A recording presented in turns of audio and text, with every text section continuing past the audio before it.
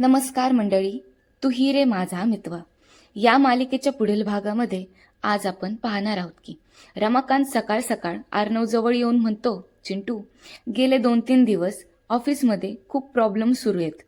ते आलं माझ्या कानावर, तर माझं असं म्हणणं होतं की मी येतो आजपासून ऑफिसला. अर्णव म्हणतो, नाही, अजिबात नाही. तुम्ही ऑफिसला यायची काहीही गरज नाहीये. ही कंपनी मी उभी केली आहे ना, सो मी माझं बघून घेईल, तुमची गरज नाहीये मला. हे ऐकून रमाकांत बिचाऱ्यांचं तोंडच पडतं. हा अर्णव अजून सुद्धा बापाशी नीट बोलतच नाहीये. जरा वेळाने रूममध्ये अर्णव डॉक्युमेंट्स चेक करत असतोच.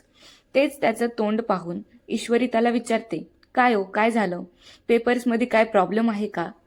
अर्णव म्हणतो, अरे राकेशने आपले 60% शेअर्स विकले नाहीयेत, गहाण ठेवून त्यावर लोन घेतले.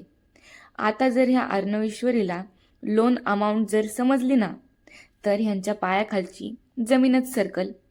अर्णव ईश्वरी बिचारे दोघेही खूप चांगलेत. बिचाऱ्यांना ऑफिसमध्ये पण टेन्शन, त्यात घरचे प्रॉब्लेम्स सगळे छान प्रकारे सांभाळतायत.